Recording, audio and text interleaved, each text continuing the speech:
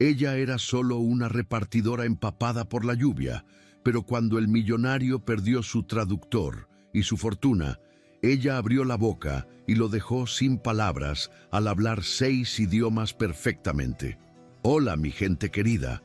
Antes de esta increíble historia, cuéntame en los comentarios desde dónde me ves y cómo va tu día. No olvides darle like y suscribirte. Comenzamos ya.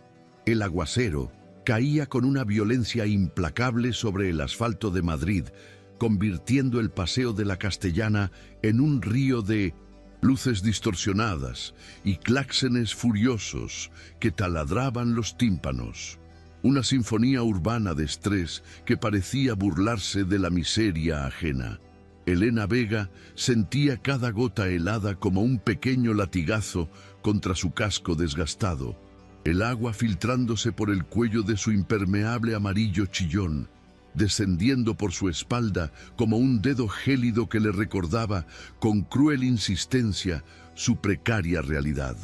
Pedaleaba con fuerza sobre la bicicleta eléctrica de alquiler, cuyos frenos chirriaban en protesta cada vez que debía esquivar un taxi que cambiaba de carril sin señalizar, sintiendo cómo el ácido láctico quemaba sus muslos, no tanto por el esfuerzo físico, sino por la tensión acumulada de saber que el saldo de su cuenta bancaria brillaba en un rojo alarmante en la pantalla de su móvil, adherido al manillar y protegido por una funda de plástico barata.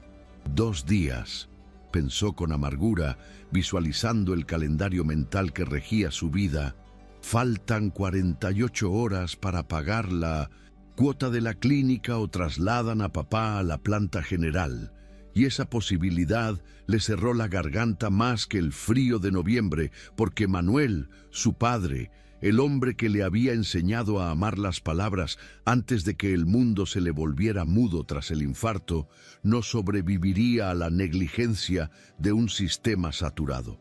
Elena, que meses atrás debatía sobre la semántica en dialectos asiáticos en los pasillos de la universidad, ahora era un fantasma visible solo por el color de su mochila térmica, una fast foodie, más en La Colmena, invisible intelectualmente pero dolorosamente obvia en su estatus social, pedaleando hacia el distrito financiero donde el dinero no se mojaba.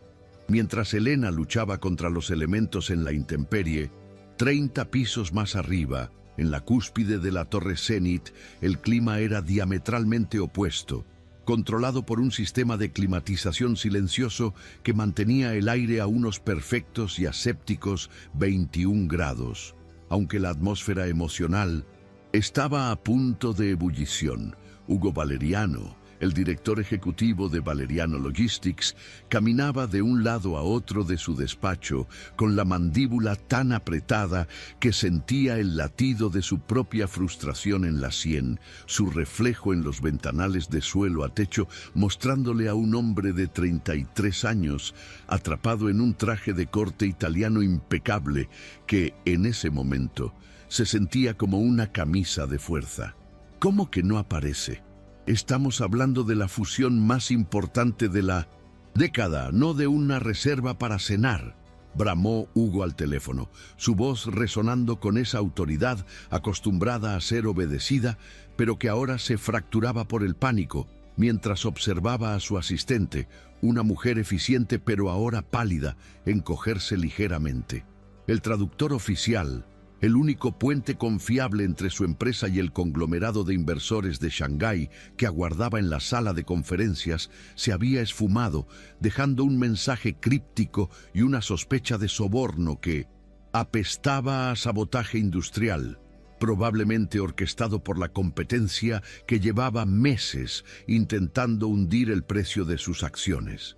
Hugo colgó el teléfono con un golpe seco sobre la mesa de caoba, sintiendo el peso del legado familiar sobre sus hombros. Si esta reunión fracasaba, si no lograban cerrar el acuerdo con el señor Zhang, la empresa que su abuelo fundó sería desmembrada y vendida por partes a fondos buitre antes de que terminara el trimestre. Abajo, en el vestíbulo de mármol, blanco y techos de doble altura que intimidaban a cualquiera que no llevara una tarjeta platino en la cartera, Elena entró como una exhalación húmeda, sus zapatillas de deporte dejando un rastro de huellas mojadas que horrorizaron al instante al personal de seguridad. El guardia, un hombre corpulento con cara de pocos amigos, que parecía disfrutar ejerciendo su minúscula parcela de poder, se interpuso en su camino, alzando una mano enguantada, mirándola con el desdén reservado para las plagas o la suciedad. Tú, la entrada de servicio está en el muelle de carga. No puedes estar aquí goteando sobre el suelo pulido. ¡Fuera!, ladró el hombre, señalando la puerta giratoria con un gesto despectivo.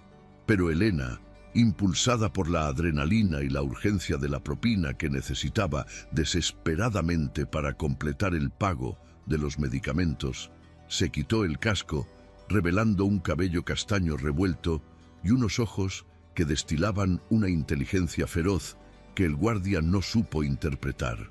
«Tengo un pedido urgente para la sala de juntas de la planta 30, código de prioridad alfa, solicitado directamente por la oficina de presidencia», mintió Elena con una seguridad que no sentía, utilizando la terminología corporativa que recordaba de sus días académicos para confundir al hombre, sabiendo que el pedido era en realidad un catering de emergencia de comida asiática de lujo que alguien había pedido presa del pánico, y aprovechó el segundo de duda del guardia para esquivarlo y colarse en el ascensor que acababa de abrir sus puertas, donde un grupo de ejecutivos la miró como si fuera un animal exótico y peligroso. El ascenso en el elevador fue una tortura silenciosa, el zumbido suave de la maquinaria contrastando con el goteo rítmico de su ropa sobre la moqueta de alta calidad, mientras Elena sentía las miradas de los otros ocupantes recorriendo su uniforme empapado, juzgándola, etiquetándola y descartándola en cuestión de segundos. Se miró en el espejo del fondo, viendo a una mujer cansada, con ojeras marcadas bajo los ojos color miel, lejos de la brillante doctoranda que había sido, pero se enderezó, levantando la barbilla con un orgullo que era lo único que le quedaba, aferrando la mochila térmica roja contra su pecho como si fuera un escudo. Al abrirse las puertas en la planta 30, el caos la golpeó de frente. No era el ambiente solemne que esperaba, sino una escena de desorden controlado donde secretarias corrían con documentos y el sonido de voces alteradas se filtraba desde la sala de conferencias principal, una estructura de cristal conocida como el acuario. Elena avanzó, ignorando a la recepcionista que intentó detenerla con un grito ahogado, y se dirigió directamente hacia donde intuía que estaba el cliente, empujando la pesada puerta de cristal justo en el momento en que la tensión dentro de la sala alcanzaba su punto de ruptura, entrando en un espacio que olía a café caro, tensión masculina y miedo al fracaso. Dentro de el acuario, la situación era catastrófica. Hugo Valeriano estaba de pie frente a la inmensa mesa ovalada, con las manos apoyadas sobre la superficie, intentando mantener la compostura, mientras el señor Chang, el líder de la delegación china, hablaba en un tono bajo y rápido a sus colegas, sus rostros impenetrables, pero sus gestos denotando una clara ofensa. Hugo, que no hablaba ni una palabra de mandarín, más allá de un saludo básico mal pronunciado, miraba a Carla Monroy, su directora de Relaciones Internacionales, quien hojeaba frenéticamente unos papeles inútiles, incapaz de mediar en una conversación que se había salido de control por la ausencia del intérprete. «Señor Valeriano, creo que están diciendo que se van, el tono es definitivo», susurró Carla, una mujer de belleza afilada y ambición evidente que secretamente disfrutaba viendo a Hugo sudar, pues su caída sería su ascenso, pero Hugo la ignoró, sintiendo que el suelo se abría bajo sus pies. Fue entonces cuando la puerta se abrió y entró aquella chica empapada con la mochila roja. Una visión tan incongruente que por un segundo el tiempo pareció detenerse, y el señor Zhang, visiblemente molesto por la interrupción y la falta de respeto acumulada, soltó una frase cortante en un dialecto específico de Shanghái, una sentencia que sonó a condena y que nadie en la sala, salvo la recién llegada, podía comprender en toda su magnitud insultante y definitiva. Elena se quedó paralizada bajo el umbral, el agua goteando de su flequillo sobre la nariz, sintiendo cómo todas las cabezas se giraban hacia ella con una mezcla de incredulidad y furia, pero su cerebro, entrenado durante años para decodificar sintaxis y fonemas, reaccionó antes que su miedo. Escuchó las palabras del señor Zhang, no como sonidos extraños, sino como un mensaje claro que hablaba de amateurs incompetentes que insultan nuestro tiempo y honor, y vio la intención del grupo de levantarse y marcharse, sin pensarlo, sin calcular las consecuencias, impulsada por un instinto visceral de corregir el error comunicativo y quizás, solo quizás, por la necesidad de demostrarse a sí misma que seguía siendo válida. Elena soltó la mochila al suelo y habló. Su voz salió clara, firme y melódica, pronunciando un mandarín perfecto con el acento específico de la región de Shanghái. Una respuesta que no solo traducía una disculpa, sino que utilizaba los honoríficos adecuados para apaciguar el orgullo herido de un patriarca tradicional. Honorables señores, la lluvia de Madrid a veces nubla el camino, pero no la intención honesta de quien los recibe con humildad y respeto ante su grandeza. El silencio que siguió a su intervención fue absoluto, tan denso que se podía escuchar el zumbido de los servidores en la sala contigua. Hugo Valeriano se quedó petrificado, mirando a la repartidora como si le hubieran crecido alas, incapaz de procesar que esa mujer con zapatillas baratas acababa de articular los sonidos más complejos con una naturalidad pasmosa. El señor Zhang se detuvo en seco, girándose lentamente hacia Elena, sus ojos estrechándose no con sospecha, sino con una curiosidad repentina, evaluándola de pies a cabeza, sorprendido de escuchar su propio dialecto local en boca de una occidental empapada.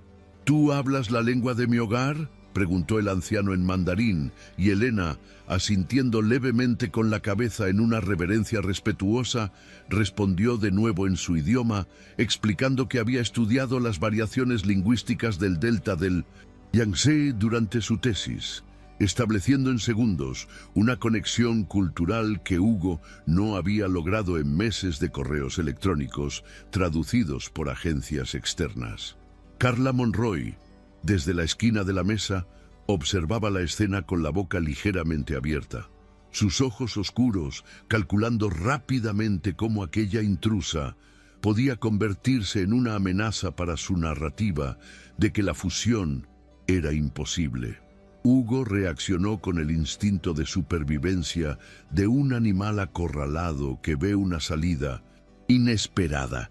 Avanzó hacia Elena, ignorando el charco de agua que se formaba alrededor de sus pies y el olor a lluvia y comida tibia que desprendía. «Continúa», le ordenó en un susurro áspero en español, poniéndose a su lado. «Diles que el traductor tuvo una emergencia médica. Diles que estamos honrados. Diles lo que sea necesario para que se sienten de nuevo». Elena lo miró y por primera vez Hugo vio el color de sus ojos, una mezcla de desafío y agotamiento, y notó la tensión en sus hombros, delgados bajo el impermeable barato. «¿Y por qué haría eso?», respondió ella en voz baja, con una dignidad que chocaba con su apariencia.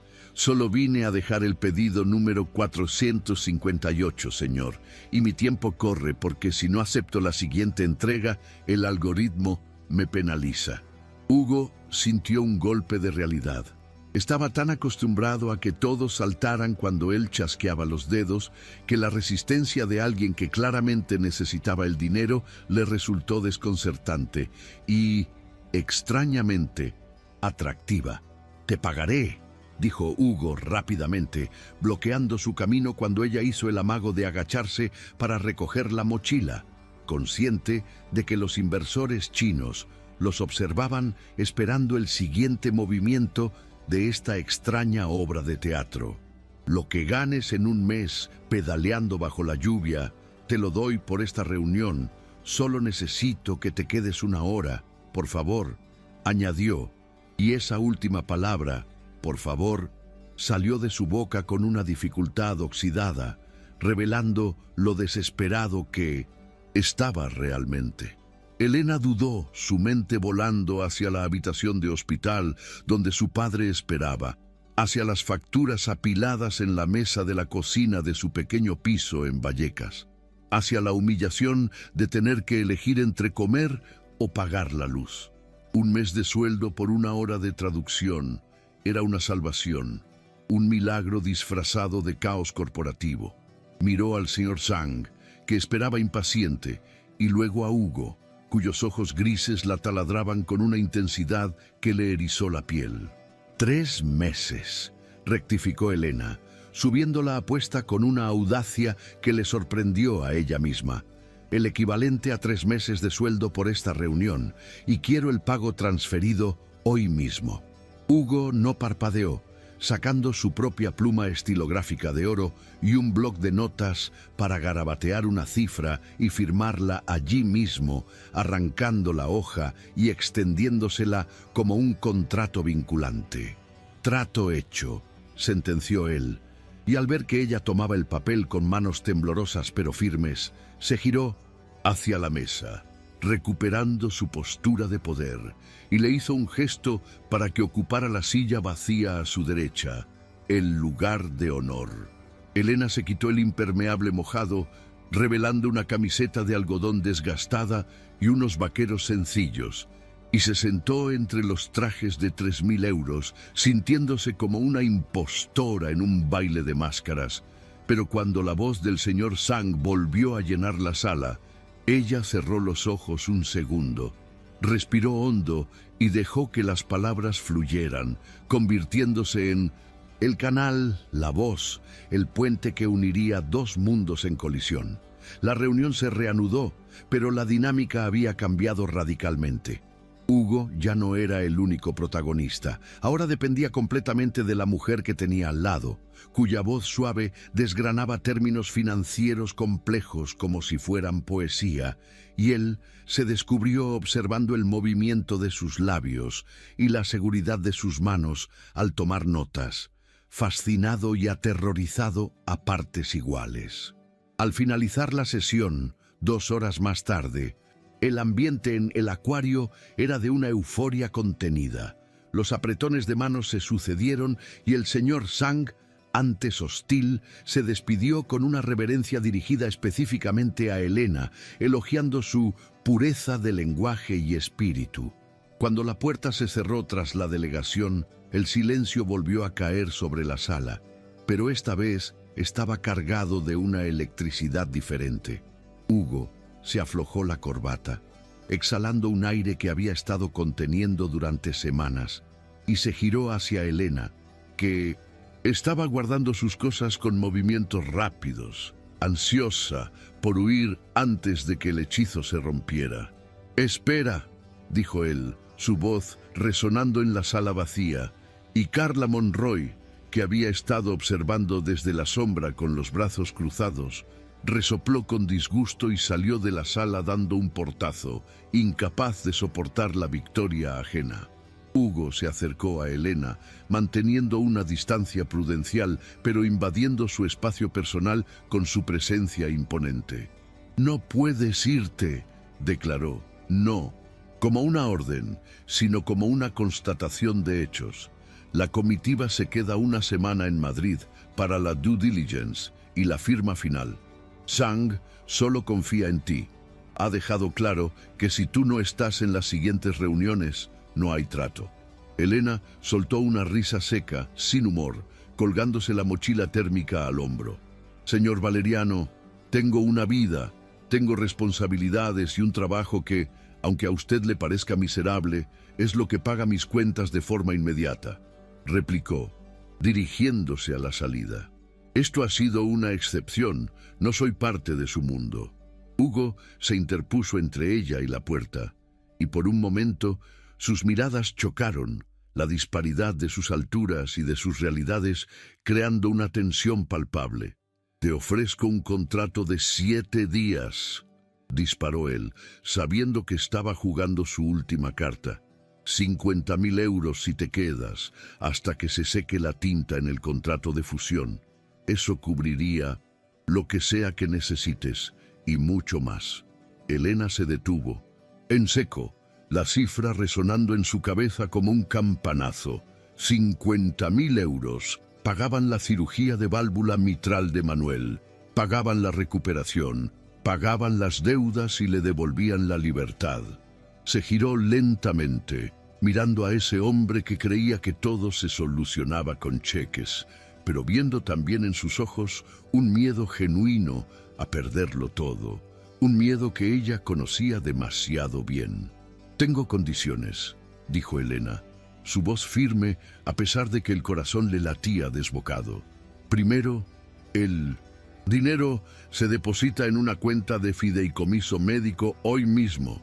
Segundo, nadie puede saber quién soy realmente ni dónde vivo. Quiero anonimato total fuera de esta sala.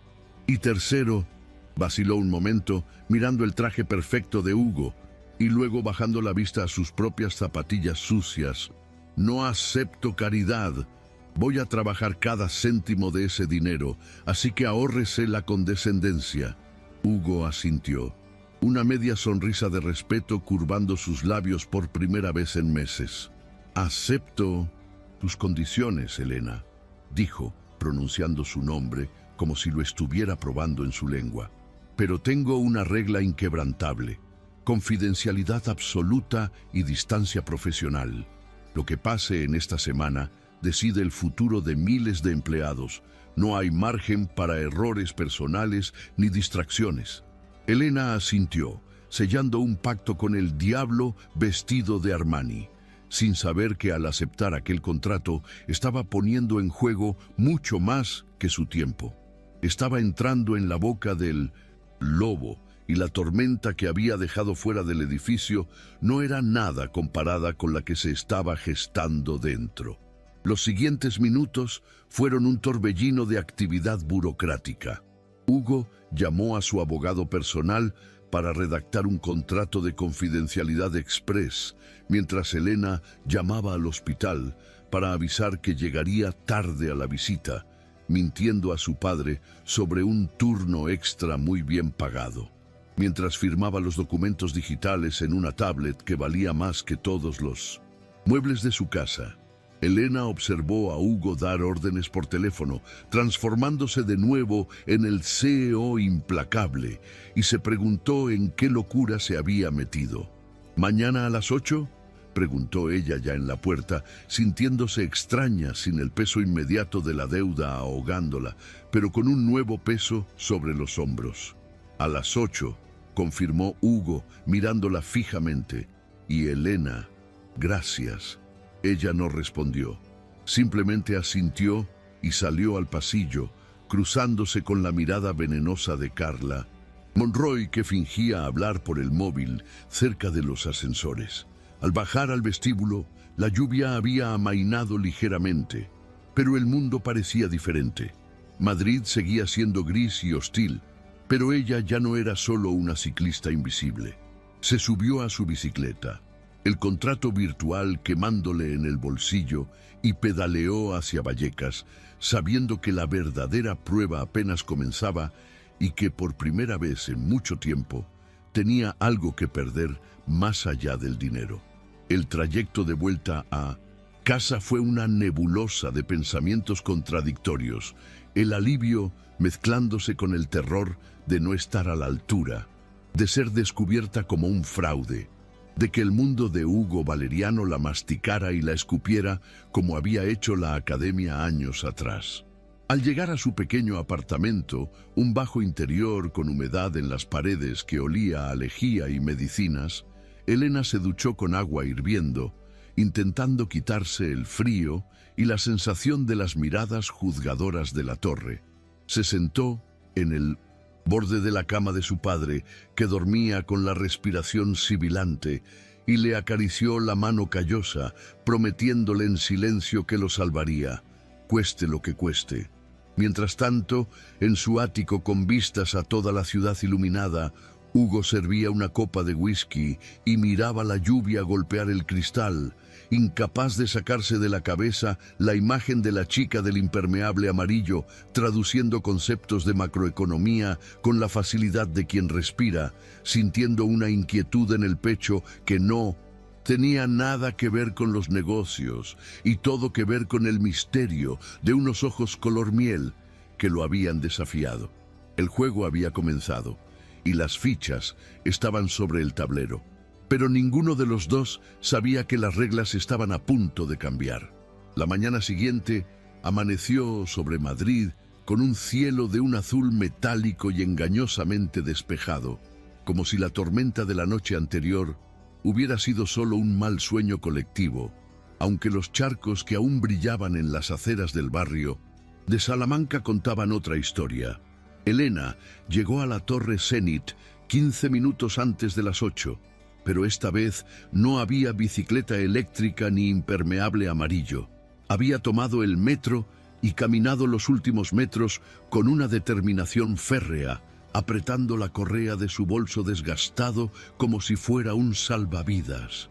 Al entrar en el vestíbulo, el mismo guardia de seguridad que la había despreciado horas antes se enderezó con un movimiento casi cómico, verificando su nombre en una lista, prioritaria con una deferencia exagerada que a Elena le resultó más humillante que el desprecio, porque confirmaba que en ese mundo de cristal y acero, el respeto no era un derecho inherente al ser humano, sino un privilegio que se activaba con una autorización firmada por el jefe adecuado.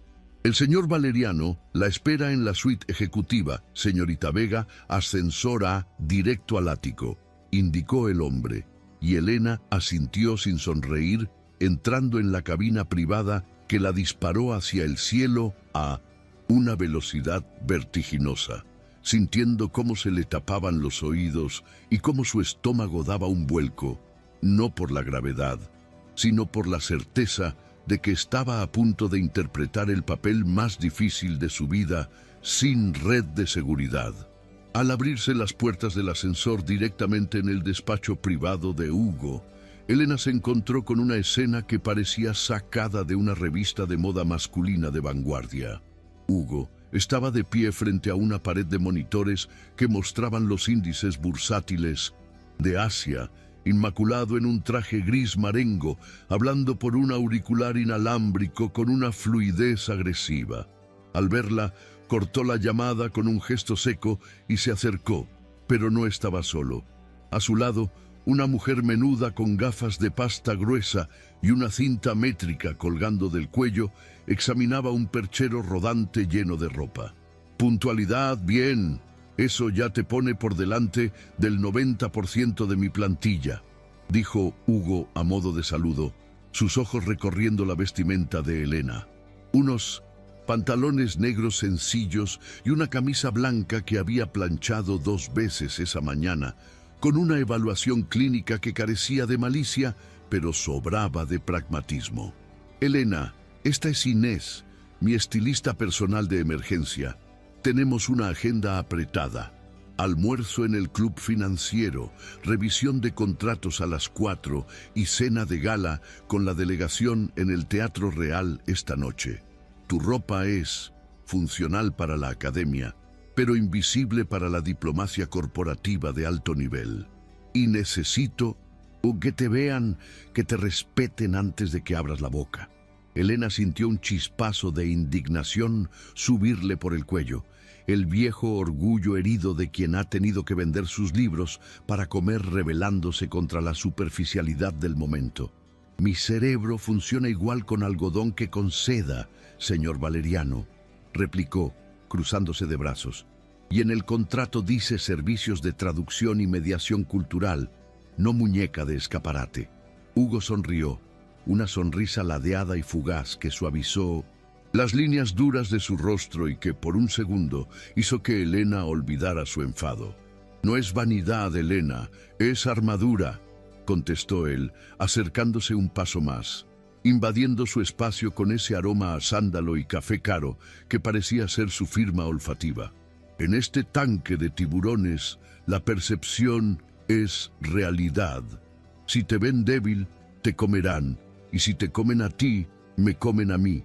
Así que, por favor, deja que Inés haga su trabajo y considera el vestuario como parte del uniforme de batalla, no como un regalo». Elena sostuvo su mirada unos segundos, reconociendo la lógica estratégica detrás de sus palabras, y finalmente asintió, dejándose llevar por la estilista hacia un vestidor anexo, entendiendo que para ganar la guerra de su padre, primero tenía que vestirse como un soldado de élite. Una hora después, Elena emergió transformada, no en otra persona, sino en una versión pulida y letal de sí misma. Llevaba un traje sastre de color verde oliva profundo, con un corte impecable que se ceñía a su figura sin restringir sus movimientos, y unos zapatos de tacón sensato pero elegante que cambiaban su postura, obligándola a caminar con una autoridad nueva. Cuando volvió al despacho, Hugo estaba revisando unos expedientes, pero levantó la vista y se quedó inmóvil. El bolígrafo detenido a milímetros del papel, atrapado por una imagen que no esperaba. No era solo la ropa, era la forma en que ella la llevaba, con la barbilla alta y una serenidad en la mirada que denotaba que había aceptado el desafío.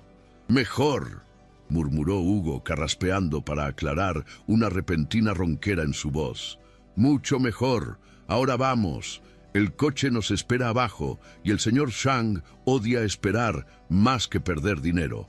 Durante el trayecto en la limusina negra con cristales tintados, el silencio entre ambos fue denso, cargado de una electricidad estática que nacía del roce accidental de sus rodillas en las curvas y del sonido de sus respiraciones acompasadas en el espacio cerrado, mientras Madrid desfilaba fuera como una película muda. El almuerzo en el exclusivo Club Financiero Génova fue la primera prueba de fuego real. La mesa estaba situada en una terraza con vistas panorámicas a la Plaza de Colón y la Biblioteca Nacional, un escenario diseñado para intimidar, pero Elena se movió en él con una gracia sorprendente. Mientras Hugo intentaba torpemente utilizar los palillos para un plato ceremonial que el señor Shang había insistido en pedir, Elena intervino con suavidad, no para corregirlo, sino para enseñarle. «No los aprietes tanto, Hugo», susurró ella, usando su nombre de pila por primera vez sin darse cuenta, inclinándose hacia él para ajustar la posición de sus dedos, su mano rozando la de él y enviando una corriente cálida que ambos fingieron ignorar. «Es como sostener un pájaro. Si aprietas mucho lo matas. Si lo dejas muy suelto se vuela. Es un equilibrio de intenciones, igual que esta negociación». Hugo la miró, fascinado no solo por la lección técnica, sino por la metáfora, y siguió sus instrucciones, logrando completar el gesto con dignidad ante la mirada aprobatoria del patriarca chino. En ese instante, Hugo comprendió que Elena no era solo una traductora, era una brújula en un mar que él desconocía, y sintió un agradecimiento que peligrosamente empezaba a parecerse a la admiración. La semana avanzó en una vorágine de reuniones, videoconferencias con Shanghái y cenas interminables donde Elena brillaba con luz propia, desentrañando malentendidos culturales antes de que se convirtieran en ofensas. En una ocasión, durante una visita técnica a los almacenes logísticos de la empresa en las afueras, un ingeniero de la delegación china hizo un comentario sarcástico sobre la limpieza excesiva del lugar, insinuando que no había trabajo real. Hugo se tensó, listo para defender a su equipo, pero Elena le puso una mano en el antebrazo, deteniéndolo con un toque firme, y tradujo la respuesta con una sonrisa diplomática pero afilada. El señor Valeriano agradece su observación. En nuestra cultura, el orden es la primera señal de eficiencia, no de inactividad. Tal como el silencio en la música es tan importante como la nota. El ingeniero chino se rió, sorprendido por la agudeza, y asintió con respeto.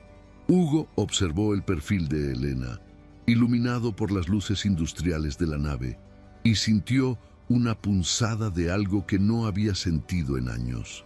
Confianza absoluta en alguien más. Se dio cuenta de que ya no la miraba como a una empleada temporal, sino como a una socia, una igual que completaba sus frases y leía sus silencios. Sin embargo, en las sombras de la Torre Zenith, Carla Monroy no estaba inactiva. La directora de Relaciones Internacionales veía cómo su influencia se evaporaba con cada éxito de la repartidora, como la llamaba despectivamente en su mente. Consumida por los celos profesionales y la sospecha, Carla había dedicado sus noches a escarbar en el pasado de Elena Vega, utilizando contactos en agencias de detectives y bases de datos grises.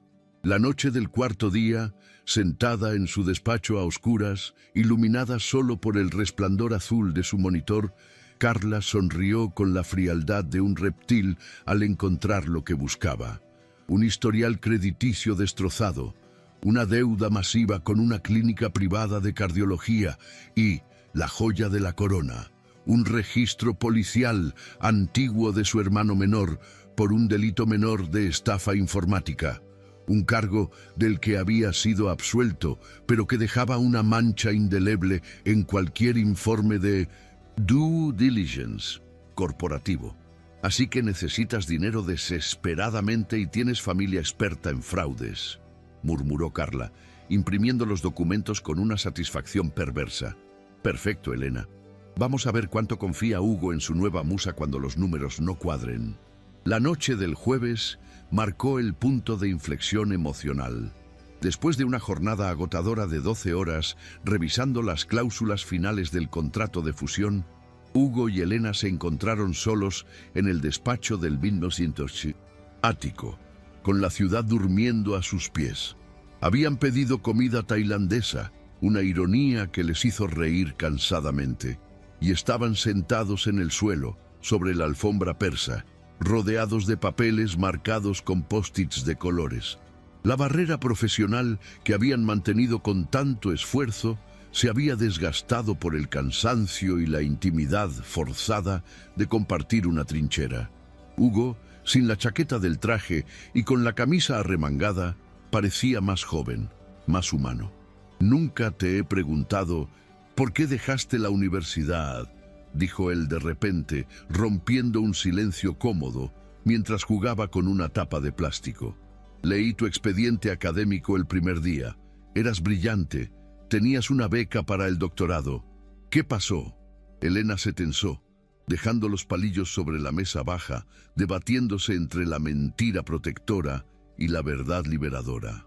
«La vida pasó, Hugo», respondió ella con voz suave, mirando las luces de la Castellana. «Mi padre enfermó. El sistema público tiene listas de espera de años para su condición, y las becas no pagan cirugías de corazón ni medicamentos experimentales. Tuve que elegir entre mi tesis sobre la sintaxis evolutiva o mantener con vida a la única persona que me queda». Hugo la miró, impactado por la crudeza de la confesión, sintiendo una vergüenza profunda por todas las veces que había juzgado a la gente por sus circunstancias sin conocer sus batallas. «Lo siento», dijo, y la sinceridad en su voz hizo que Elena girara la cabeza hacia él. Sus miradas se encontraron, y esta vez no hubo retirada estratégica. La atmósfera en la habitación cambió, volviéndose densa, cargada de una gravedad que los atraía el uno hacia el otro. Hugo estiró la mano y, con una lentitud deliberada, apartó un mechón de pelo que caía sobre la cara de Elena, sus dedos rozando la piel suave de su mejilla.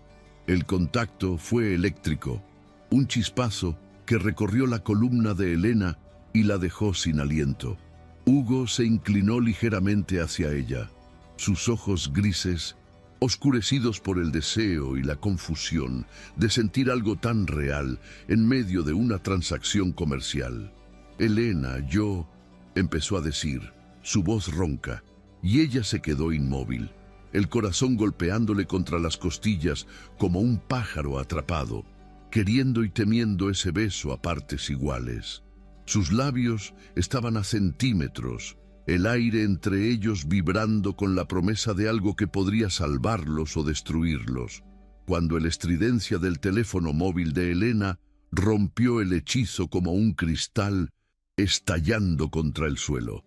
Ella se apartó de golpe, con la respiración agitada, y cogió el teléfono con manos temblorosas, viendo el nombre Hospital UCI en la pantalla. Su rostro palideció drásticamente, toda la magia del momento evaporándose ante la fría realidad de su vida.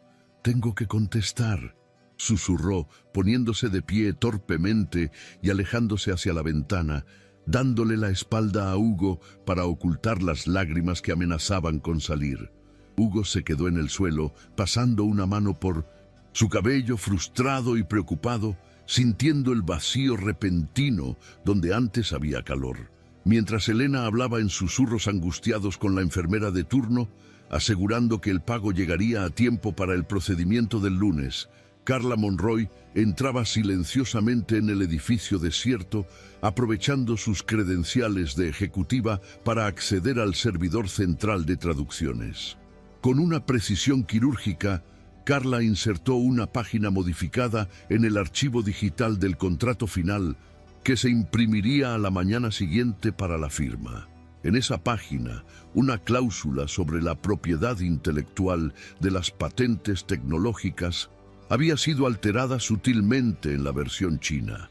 Un error de traducción que parecía inocente, pero que, legalmente, entregaba el control de la tecnología de Valeriano Logistics a los inversores chinos por una fracción de su valor.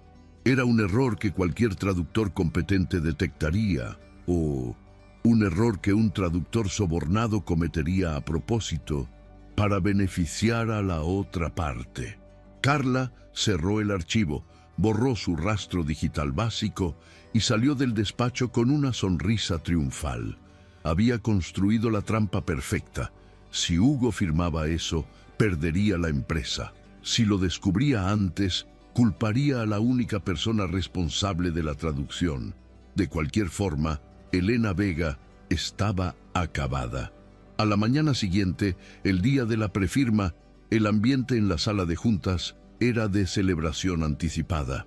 El señor Chang estaba jovial, bromeando con Hugo a través de Elena, quien parecía agotada, con sombras oscuras bajo los ojos que el maquillaje apenas ocultaba tras la noche en vela preocupada por su padre. Hugo, notando su fragilidad, le trajo personalmente un café, un gesto de cuidado público que no pasó desapercibido para nadie, especialmente para Carla, que esperaba su momento como una araña en el centro de su tela.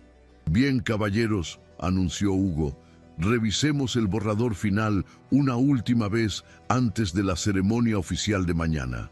Se repartieron las copias impresas. Elena tomó la suya, sus ojos cansados escaneando los caracteres familiares, confiada en su trabajo de los días anteriores. Pero Carla, desde el otro lado de la mesa, carraspeó ruidosamente.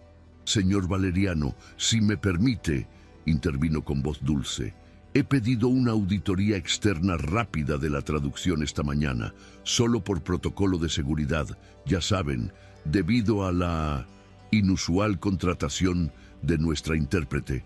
Hugo frunció el ceño, molesto por la interrupción. «Carla, eso es innecesario. Confío plenamente en Elena». Pero Carla ya estaba deslizando un informe sobre la mesa hacia el señor Chang y hacia Hugo. «Lamentablemente, Hugo, la confianza no es una estrategia de negocios. Miren la cláusula 14 ZB en la versión china». Elena, confundida, bajó la vista a su documento y sintió que la sangre se le helaba en las venas. Los caracteres estaban cambiados. Donde ella había escrito licencia compartida, ahora decía cesión total. Era un error. Garrafal, una traición lingüística.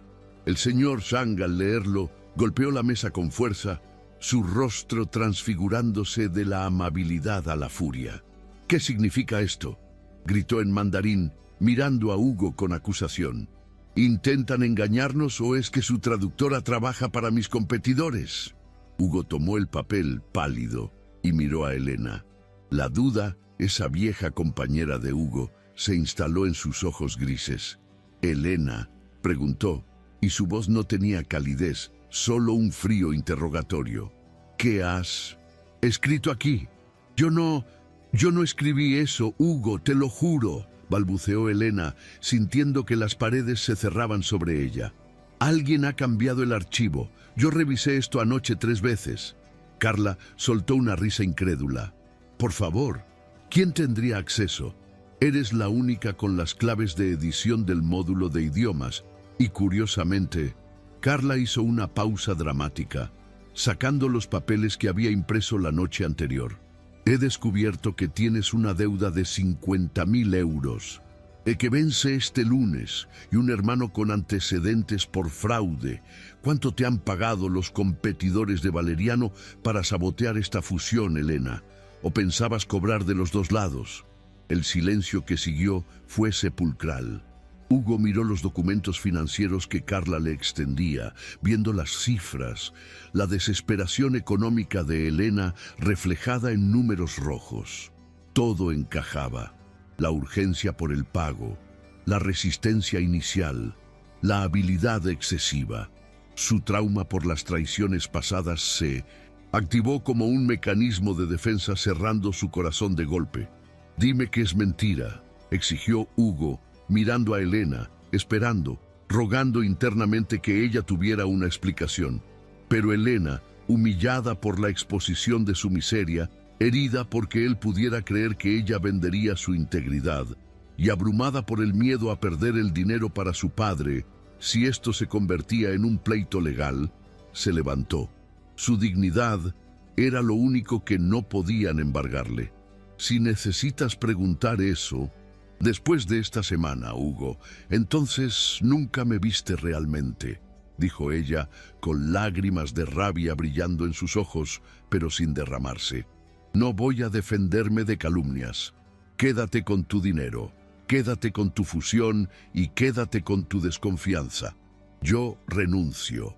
Y con un movimiento digno de una reina, dejó su credencial sobre la mesa de caoba, dio media vuelta y salió de la sala, dejando atrás el caos, el contrato millonario y al hombre que, por un breve momento, había sido su esperanza.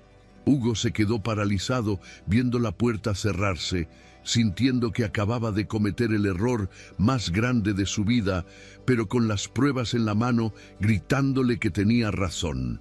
El silencio que siguió a la partida de Elena en la sala de juntas no fue de paz, sino de una devastación sorda, similar a la calma engañosa que precede a un terremoto secundario.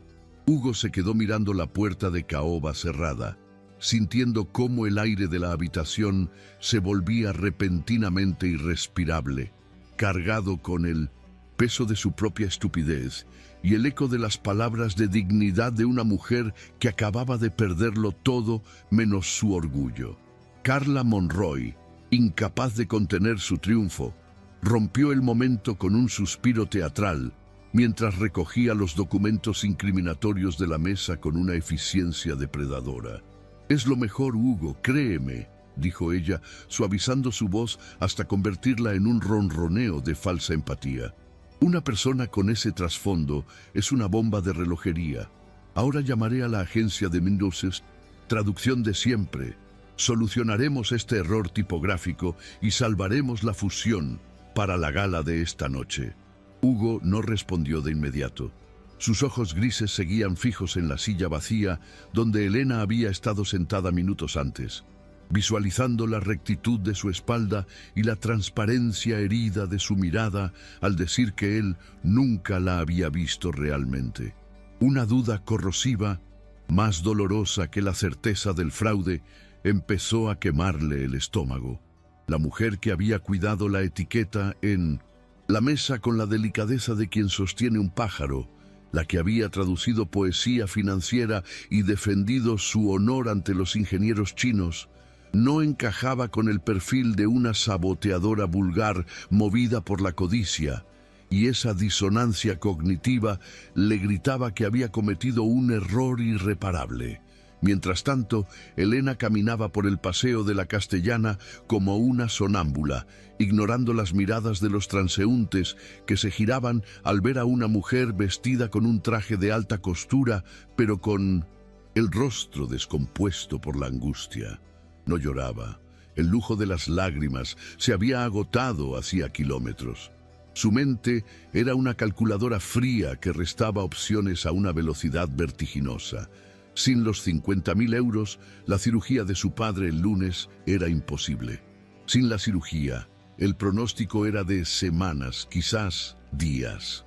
Entró en la estación de metro de Nuevos Ministerios, bajando a las profundidades de la ciudad, sintiéndose como Orfeo, descendiendo al inframundo, pero sin esperanza de rescate. Al llegar al hospital público, el contraste fue brutal. El olor a antiséptico barato y la luz fluorescente parpadeante sustituyeron al aroma de sándalo y cuero de la Torre Zenit. Elena se dirigió al baño de la planta de cardiología. Se quitó el traje verde oliva con cuidado reverencial, no porque le importara la prenda, sino porque era un objeto ajeno que no merecía, y volvió a ponerse sus vaqueros viejos y su camiseta de algodón, guardando la ropa de lujo en una bolsa de plástico de supermercado. Al salir, se sentó junto a la cama de Manuel, escuchando el pitido rítmico del monitor cardíaco, y le tomó la mano, sintiéndose más pequeña y fracasada que nunca. «Lo siento, papá», susurró contra la piel de papel de su padre. «Lo intenté, te juro que lo intenté». Y fue allí, en la soledad acompañada de la sala de espera, donde la fast foodie volvió a nacer, endurecida por la traición de un príncipe azul que resultó ser tan ciego como el resto del mundo. De vuelta en la torre Zenit, la atmósfera se había vuelto tóxica. El señor Zhang y su comitiva se habían retirado a su hotel, ofendidos y desconfiados, dejando claro que la firma en la gala del Teatro Real pendía de un hilo muy fino. Hugo se encerró en su despacho del ático, rechazando las llamadas de Carla, y se sentó frente a su ordenador, abriendo el archivo corrupto de la traducción. Sus dedos volaron sobre el teclado, no buscando errores lingüísticos, sino huellas digitales electrónicas. Accedió al registro de seguridad del servidor, cruzando los horarios de acceso con las grabaciones de las cámaras de vigilancia del pasillo, impulsado por una intuición febril que necesitaba desesperadamente probar que Elena era inocente para poder perdonarse a sí mismo. Y allí estaba, a las 23:14 de la noche anterior, mientras él y Elena compartían aquel momento de casi intimidad interrumpido por la llamada del hospital. El sistema registraba una entrada física en la terminal de traducción. Hugo rebobinó el vídeo de seguridad con el corazón en la garganta. En la pantalla granulada vio claramente cómo Elena salía apresurada del despacho para contestar el teléfono, alejándose hacia el ventanal del fondo. Segundos después, la puerta principal se abría silenciosamente y una figura entraba deslizándose hacia el ordenador de Elena. No era un fantasma, ni un hacker remoto. Era Carla Monroy, iluminada por el resplandor de la pantalla mientras insertaba un pendrive y tecleaba con rapidez. La furia que invadió a Pichientosa. Hugo fue tan intensa que por un momento vio rojo. No era solo ira corporativa por el sabotaje, era una ira personal, visceral, por haber permitido que envenenaran su juicio contra la única mujer que le había hecho sentir vivo en años. Se levantó de golpe, tirando la silla al suelo, y salió al pasillo gritando el nombre de su jefa de seguridad. 10 minutos después, Carla Monroy entraba en el despacho con una sonrisa de suficiencia, esperando una felicitación por haber salvado la empresa. Pero se encontró con 2 guardias de seguridad y un Hugo que la miraba con la frialdad de un verdugo. «Estás despedida, Carla», dijo él con voz sepulcral, girando el monitor para que ella viera su propio crimen en alta definición. «Te enfrentarás a cargos por espionaje industrial, falsificación de documentos y daños intencionados. Mis abogados se asegurarán de que no vuelvas a trabajar ni en un kiosco». Carla palideció, balbuceando excusas incoherentes mientras era escoltada fuera del edificio, pero Hugo ya no la escuchaba. Miró su reloj. Faltaban 4 horas para la gala en el Teatro Real. El señor Shang había sido claro. Sin la intérprete de confianza, no había trato. Pero más allá del negocio, Hugo sabía que si no encontraba a Elena y le pedía perdón de rodillas si hacía falta, perdería algo mucho más valioso que su empresa. Hugo corrió al ascensor, marcando el número del detective privado que Carla había usado, exigiendo el informe completo que ella le había mostrado horas antes. «¿Dónde vive? ¿Dónde está su padre ingresado?», ladró al teléfono mientras su chofer ponía el coche en marcha. «Hospital Universitario Gregorio Marañón, planta 4, cardiología», respondió la voz al otro lado. El tráfico de Madrid era un caos de viernes por la tarde, una marea de luces rojas que parecía conspirar para mantenerlos separados. «¡Olvida el coche!», gritó Hugo al chofer cuando se quedaron atascados en Recoletos. Se bajó del vehículo en marcha, ignorando el protocolo, la seguridad y su propia imagen, y echó a correr. Corrió con su traje de 3.000 euros, corrió esquivando turistas y ejecutivos, corrió impulsado por la adrenalina del arrepentimiento, sudando, despeinándose, rompiendo esa fachada de perfección intocable que había llevado como armadura toda su vida adulta. Llegó al hospital sin aliento, irrumpiendo en la sala de espera como un huracán, asustando a una enfermera que intentó detenerlo. Y allí la vio, sentada en una silla de plástico incómoda, vestida con ropa humilde, con la cabeza apoyada en la pared y los ojos cerrados, una imagen de agotamiento y soledad que le rompió el corazón. «Elena», jadeó él, deteniéndose a unos metros, temiendo acercarse y que ella se desvaneciera. Ella abrió los ojos lentamente, y al verlo allí, sudoroso, despeinado y jadeando, no hubo alegría en su mirada, solo una cautela defensiva. «¿Vienes a acusarme de algo más, Hugo? Porque no tengo nada más que puedas quitarme», dijo ella con voz cansada, poniéndose de pie para interponerse entre él y la puerta de la habitación de su padre, protegiendo su último refugio. Hugo negó con la cabeza, dando un paso adelante con las manos levantadas en señal de rendición. «Vengo a pedirte perdón, Elena. Sé lo de Carla. Lo vi en las cámaras. Sé que ella modificó el archivo. Fui un imbécil, un ciego arrogante que dejó que sus miedos pasados nublaran lo que tenía delante de los ojos». Se sacó del bolsillo interior de la chaqueta un cheque arrugado, el mismo que había firmado días atrás, pero triplicado en cantidad, y lo dejó sobre la silla. «Esto es tuyo, por el trabajo, por los daños, por todo. No tienes que venir conmigo, no tienes que perdonarme. El dinero es tuyo incondicionalmente para tu padre. Pero te necesito, no la empresa, yo te necesito». Elena miró el cheque, que garantizaba la vida de su padre, y luego miró a Hugo. Vio el arrepentimiento genuino en sus ojos. Vio al hombre detrás del CEO, al ser humano vulnerable que había corrido media ciudad por ella. «¿Y la fusión?», preguntó ella suavemente, cruzándose de brazos.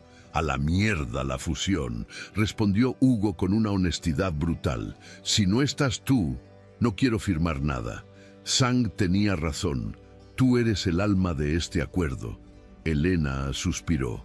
sintiendo cómo el muro de hielo alrededor de su corazón empezaba a agrietarse. Sabía que podía tomar el dinero y decirle que se fuera, pero también sabía que lo que había sentido en ese despacho, esa conexión intelectual y emocional, era real. Y más importante aún, ella no era alguien que dejara las cosas a medias. «Mi padre está estable por ahora», dijo ella mirando hacia la habitación. «Pero si voy contigo, Hugo, no es por el contrato ni por el dinero extra. Es porque tengo que terminar lo que empecé. Y porque necesito saber si el hombre que corrió hasta aquí es el verdadero Hugo Valeriano». Hugo asintió solemnemente. «Déjame demostrártelo», pidió. La llegada al Teatro Real fue digna de una película.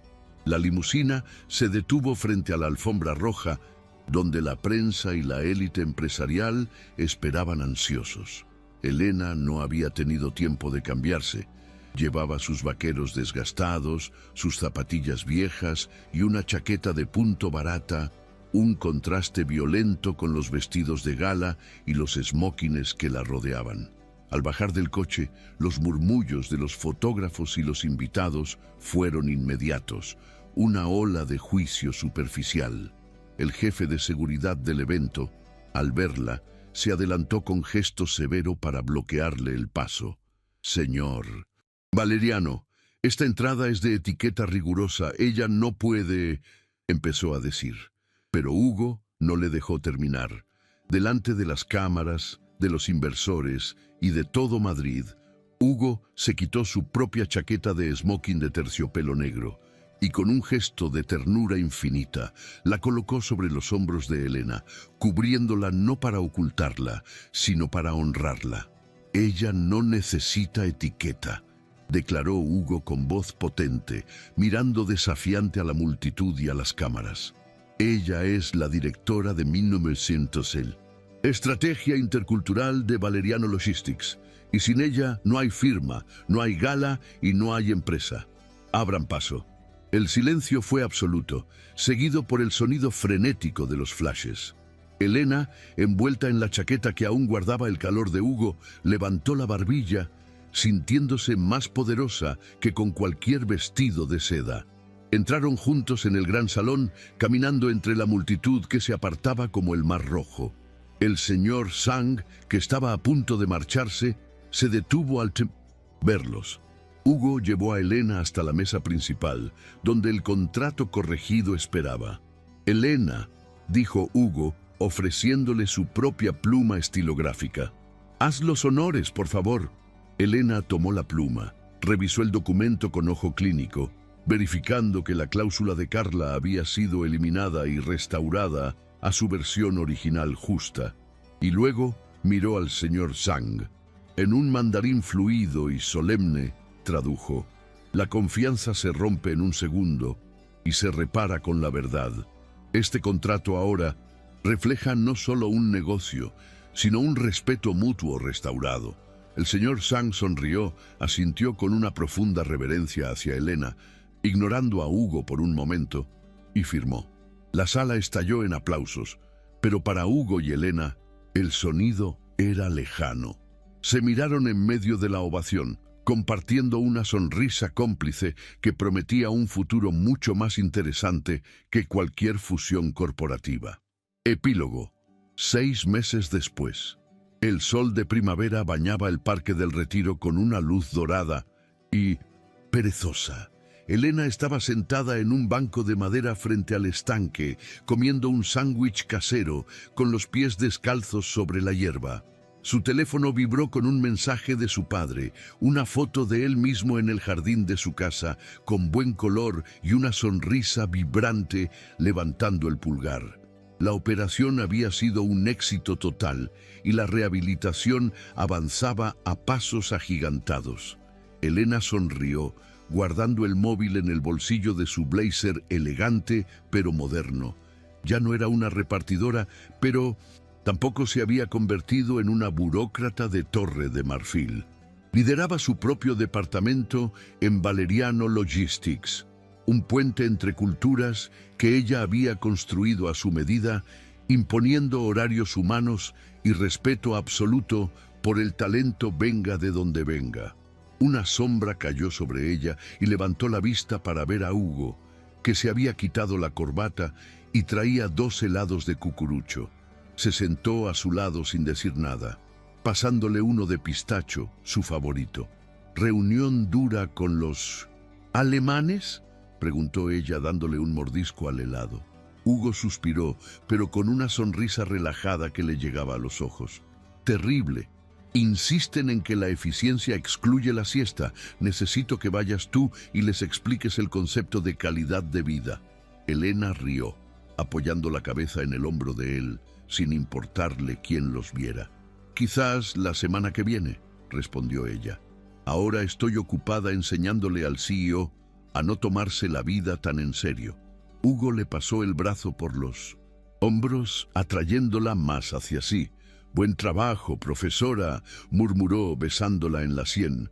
A su alrededor, la vida seguía su curso frenético, pero en ese banco, entre un sándwich a medio comer y 2 helados derritiéndose, habían encontrado el equilibrio perfecto entre el éxito que deslumbra y el amor que sostiene. Fin.